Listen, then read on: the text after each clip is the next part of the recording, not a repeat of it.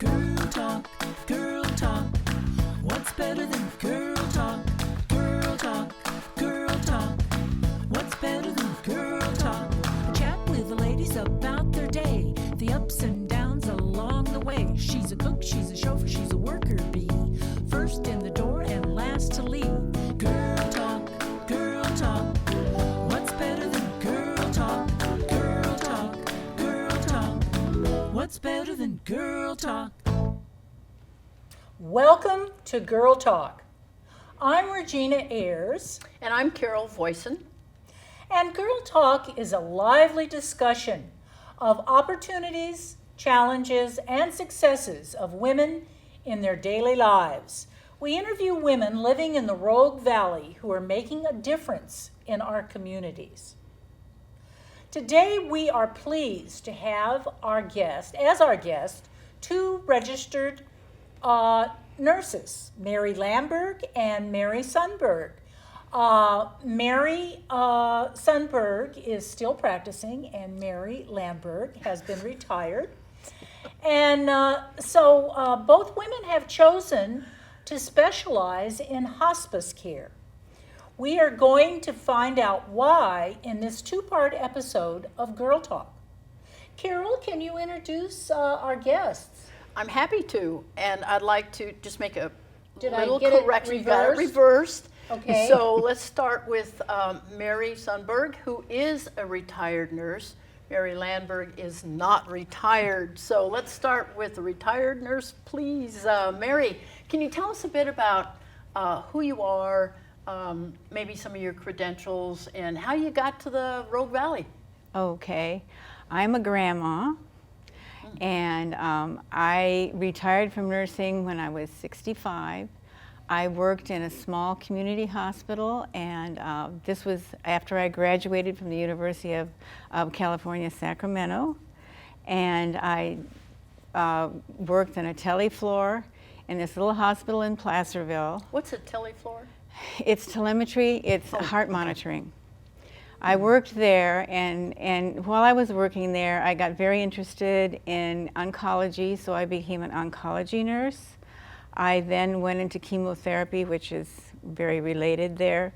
And I think that is actually what brought me to hospice, because I saw how the people that were dying, how they were, how their families were, and it was just very interesting to me, and I wanted to be part of that.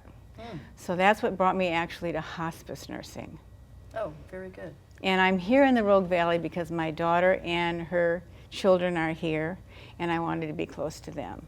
I have a son in San Jose, but I'm not too enamored with San Jose. Oh, we're glad you're here. Mary Landberg. Yes. Well, I came to the Rogue Valley about 20 years ago via Hawaii. I had two little kids, and I wanted them to see what snow was like, and so we came over here one Christmas and New Year's, and we ended up in Ashland and loved it, and then we ended up moving us all over, and so we've been here about 20 years now. Oh, wow. Yeah, and nursing wasn't my initial career choice. My grandmother wanted me to be a nurse. When I was about 10, she gave me a sack of rolled pennies and said, "I want you to be a nurse." And so I took the pennies to Woolworths and bought some roller skates instead, and loved them so much I slept in them for a week. And went on with my life. I was a pre-med undergraduate, and then when it came time to, in my senior year for projects, I decided to work in the hospital, and I couldn't handle suffering. There was just no way. I just could not handle suffering. So I quickly shifted my major to sports medicine, and I helped athletes who got hurt doing things they loved, and they were motivated to get better. Went on to get a master's degree in public health. And then I was going through a divorce in my early 40s and had to support my daughters, and so I went back to school. I was a cardiac nurse, and then found hospice nursing. And that's all I do is I'm with people who are suffering. So I had to spend my whole 20s and 30s working on myself, on my own suffering, before I could help other people. And it's the best job I've ever had. Oh, tell us what you mean by the best job.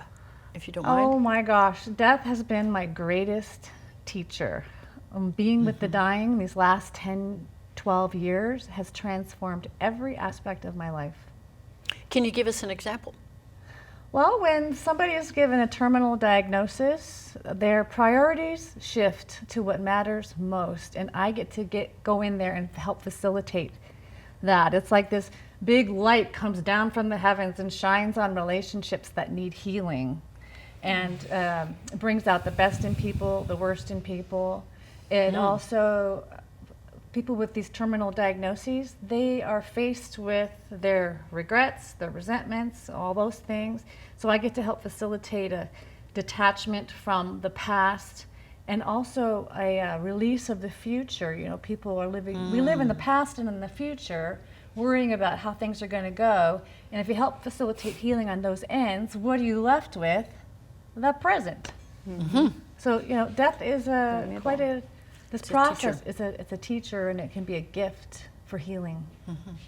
Well, I have a question. Since you've been out of hospice specifically for 20 years, you said? 15, 20 years. How do you think that's changed? You know, 20 years ago, hospice was not a common term, as far as I'm concerned. Maybe it was in the medical field, but so how do you think it's changed?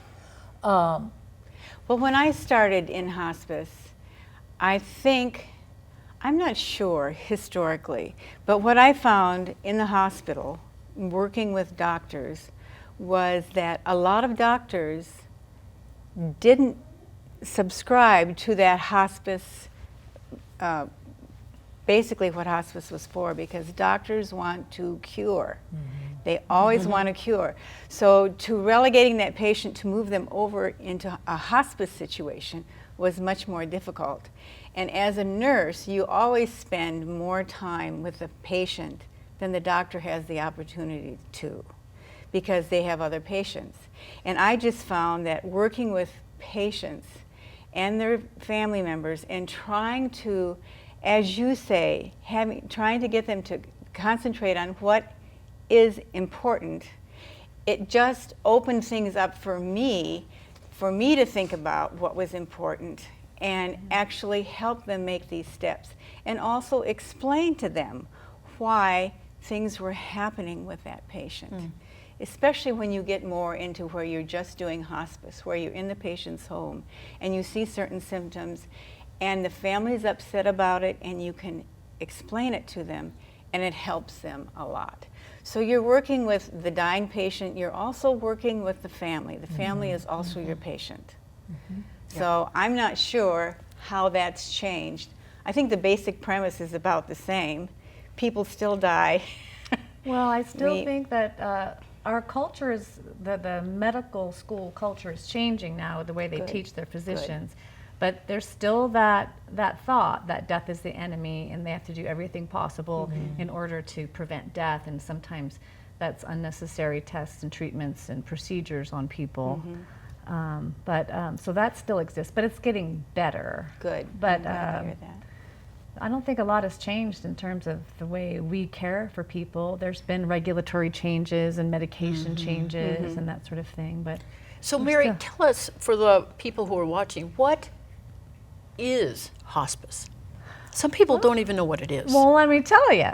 So to come on to hospice services, a physician has to declare that somebody has a terminal illness and they will probably die within 6 months if their prognosis, if their diagnosis continues on a natural course. So there's a probably and an if. And so sometimes we help people get better. Sometimes people die right away. But it's if there's probablys and ifs in there, and we are this team, this amazing team of nurses, social workers, chaplains, lovely CNAs that come into the home and bathe. We have volunteers.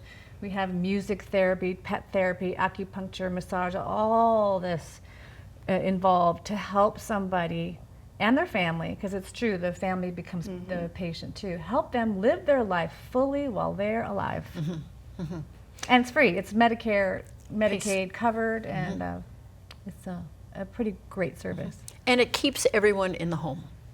Wherever that home is, yes. It could be a trailer by the river, it could be a mansion on a hill, a nursing home, foster home, a hotel room, tent, railroad car, wherever somebody is. Is it ever in the hospital? Yes, if symptoms are out of control and we can't manage them in home, then we can put them in the hospital. So do some people go home and then their circumstances change and they have to be readmitted to the hospital and you do your work there then? Yeah, but that's rare. Rare. We've got an entire pharmacy and we're all experts in pain and symptom management, and we have the pharmacy, we have a medical director there to guide us, we have doctors, you name it, to help us create plans of care for these folks so that their symptoms are managed really well. One thing that I'd like to ask you is, what kind of ethical issues do you find emerge within your profession? Well, do you want to take that one? Well, one of the To start? things, I think the one that's most prominent in my mind is people will ask you, aren't you afraid of killing someone with the medications? Because when I was doing this, nurses they were given a margin of what they can give the patient and what they can't without a doctor's prescribing. So people would always ask, how are you not afraid of killing someone? And the answer to that was, if you are prescribing a medication for the purpose of alleviating pain or symptoms, say air hunger or something like that, you are not killing that patient. And that's the most glaring one that I can remember. I don't know for you. Our intent is never to rush things along. Well, my intent is never to sedate anybody. Somebody's pain or symptoms might require a little bit of medicine, but somebody's pain and symptoms might need a lot of medicine, and if they need a lot, they're going to be more drowsy, more sleepy. So the ethical things that I come across, that, and also family member values are different. Some families would rather have their loved one in pain and more alert than to be their pain managed and be perhaps drowsy. And so I just have to, be the best educator I can and respect the patient wishes. And there are patients whose wishes are to be medicated, but then the families oppose. So who do you have to take the lead from there? What do you mean by that? Do you listen to the patient or do you listen to the family members? I listen to both and educate both on what I feel would be the best plan of care for the folks. And that's all I can do is just provide them with my over a decade of experience in this and give them as much information as I can, and then they have to make their own informed decisions. But there have been a few times when neglect was pretty profound, and I called Adult Protective Services and to get somebody out of the home and into a nursing home so that they could get the care that they need. Well, that must be a difficult call. It is a difficult call, but boy, that's something that I have an absolute zero tolerance for is neglect, and if somebody is in that position, I take action and on behalf of somebody who might not even have a voice to tell people how they're doing, how they're feeling, and what they want. So, can you tell me what the difference between being a nurse in a hospital and a hospice nurse? What is the difference between the two? Well, in a hospital, unless it's a hospital that's fortunate to have a hospice wing where patients that have no home, no family can go there. Hospitals are noisy places usually. They have alarms that go off. They have people talking over the PA system. Nursing, and when you're in the hospital, you are bound by protocols and things like that. I'm sure you still are in hospice in the home, but I would think it's much more personal and it's much more family oriented when they're in the home. and you still have the nurses coming in, you still have a doctor coming in if they need to come in. You still have that, but you have the quiet environment that the patient is used to. They don't have somebody else in the next bed with all of their family members there and all of their treatments coming in. So I think that's the biggest advantage for hospice in the home, if you have the support team that can be there. And we're available 24 hours a day, Yes. 7 days a week. 2:30 in the morning, if somebody's having some issues, they can call us and a nurse can come out. So you're not there 8 hours a day. You come on a periodic, every 2 or 3 days. I don't know what would be a typical scenario of somebody that's on hospice. They're having care on an 8-hour or 24-hour basis from family members or hired staff, and then you are on call, as you said. But do you normally come once a day, every 2 days, depending on the patient? It depends on the patient and the families. So typically, I'll come twice a week. Twice a week. But if I make changes in medication or symptoms are escalating, I'll come more often. I have 3 of my 10 patients now that are being seen once, maybe twice a day. Oh, a day? Wow. Yeah, when somebody's in the last week of their or 2 of their life, also we want to check in every day just to see if there's anything that we can do and nip symptoms in the bud, and just to make sure the patient is the most comfortable as possible. So you've got 13 patients, correct? Are they spread out over the whole Rogue Valley? Is that your, because like if you're on call, you have to be able to get to somebody in a fairly Well, short lucky for period. me, I work 10-hour shifts during the day, and then there's a nurse that comes on at night, so I'm not I on see. call at night. Uh-huh. But we all have territories. Territories, Yeah. okay. And so right now my territory is Medford area towards Jacksonville. Yeah. And who are you employed by? Asante. Asante, okay. So I have a question about your actual involvement with the people the families and the patient. How would you describe the difference between the process of dying and death? Can you give some kind of description of that, or help us understand what the difference is? Because there's definitely a process. Yeah. And then there's the Well, actual, Dying is a process yeah. over whatever length of time it takes. And what does dying mean in terms of a process? Oh, my granddaughter asked me that not too long ago. There you go. Dying is a process where the body has, it regenerates, but at a much slower rate, and the cells that are regenerating don't hold their power to complete what they're supposed to complete. Like you'll hear, when a patient is dying, the one thing that the family hangs on to is they want to feed that patient because it's part of nurturing. And if that patient has in their post agreement that they don't want to be fed by a tube, then what happens there is, even if you fed them by a tube, that would just sit in their belly. Their body could not process it, and it would ferment and make the patient much more uncomfortable than just giving them water, say, in their medications. So that's the process of dying, I think. And death is the end point. Which is When you pass away, that's Last death. breath. your last breath. Yeah. Our last heartbeat. And That's heartbeat. it. You know, it's pretty predictable, the patterns that people follow when they're dying on hospice. There's it could be 2 years, it could be 2 weeks, but everybody will be eating less, drinking less, sleeping more, less social. It's like for us, we have this whole world in front of us, but when people are dying, that world kind of closes in to the point where it's like right here, and they're in bed and they're sleeping all the time, not eating.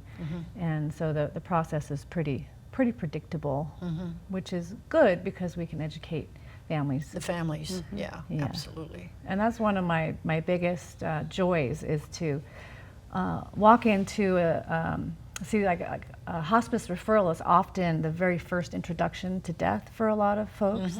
And when I walk in the door for the first time, it can be emotionally chaotic, and people are very much wrapped up in the fear of the unknown. And my most favorite thing is to sit the families down, often around the bed where the dying person is, and then explain to them head to toe what's happening physically, emotionally, spiritually, and what to expect in the next weeks, months, timing and what the last breath looks like. And then once the scary mystery of the dying process is revealed, no longer a mystery and fearful, people can get to what matters most. Their shoulders drop, they finally inhale, and they can get to love and connection, which I think is what's the most important thing. One thing that families find, in my experience, very uncomfortable is when a patient goes into a state that we call death rattle, where you hear all of this congestion and everything.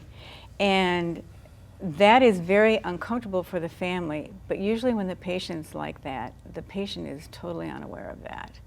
But it's very distressing for the family to watch that. And so it's nice to be able to say, that person is not noticing that like you are. You know what what I tell people about that is, and it's almost every day, is that you and I, if we have some saliva in the back of our throat, we clear our throat, we cough, we swallow. But somebody who is in their last few days of life, they don't have that that trigger to clear their throat, and so the saliva pools back there. And it can just sound like a little rattle, or it can sound like a big snore. And if have you ever slept with someone who snores? Yes. They're not bothered by it one bit. It's the They're person Listening. laying next to them Right. that it bothers. So Good point. it's like you're sleeping next to someone who's snoring. It doesn't bother the dying person really at all. It's just like a snore. And we have medications for Yeah, that. right. So if you're in the hospital and the doctor has determined that you're going to be dying shortly, what's the process? What's the process for getting somebody from the hospital home and into hospice care? Is it a big nightmare as far as bureaucracy? It's very simple, very straightforward. Very How does straightforward. that work? Well, the doctor has to determine that the person is terminal. The doctor calls us, and we get the paperwork together, and then we send a nurse out, like myself, when Okay. the person comes home with transport. And then I would assess the person head to toe, create a plan of care, and bring out comfort meds, the medicines for symptom management. It's not difficult at all. And we really, really, really like to get same day admissions. The moment that the person leaves the hospital, we like to meet them right at their house with the social worker and the nurse, and it's quite simple. I imagine that process has changed over the years.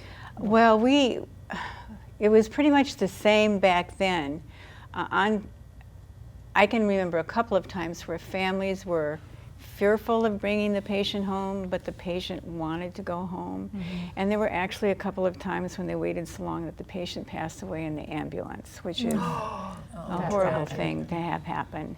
But that does happen. And that's usually in the case where the family hasn't planned ahead, or it's been a disease that's taken them very rapidly and nobody's had any chance to even think of that beyond just the patient is in this state, having this disease. Tell us what POLTS is.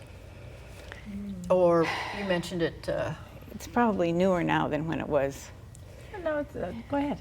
It's a physician's order for life-sustaining treatment. Is that correct? Okay.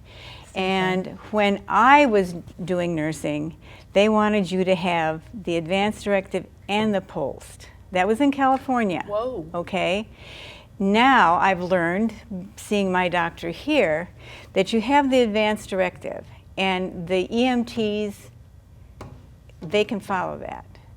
The POLST is only given to somebody if they have a a disease that's going to take them. Yeah, And same thing. the EMTs, if they're called, they can't, that is it. They can't go beyond that. They can't change that. They can't treat the patient, is what I should say.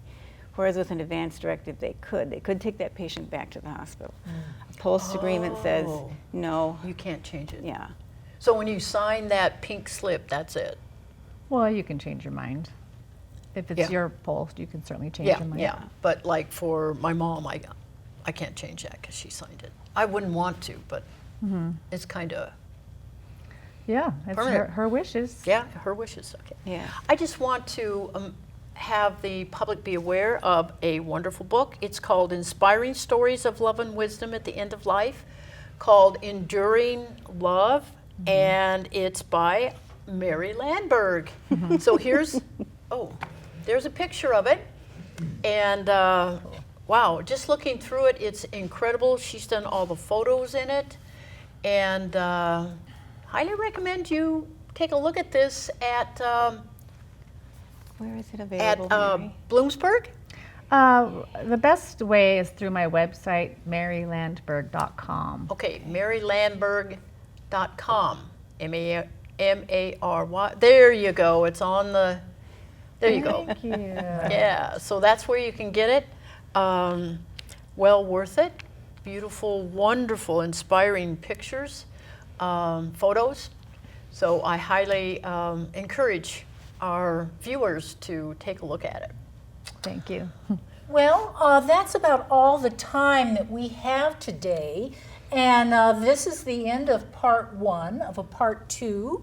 We will be back, but let's thank our guests, Mary Lamberg and Mary Sundberg. And they have given us, did I pronounce it incorrectly? No, you got No, you did you it got right. thank You did it you. right. Okay. Yes. Have given us insights into the challenging work of hospice nurses. And we'd like to thank you ladies You're very very much. welcome. Thank And you. Carol, would you like to thank our volunteer crew? Yes, we have a great volunteer crew. Lynn,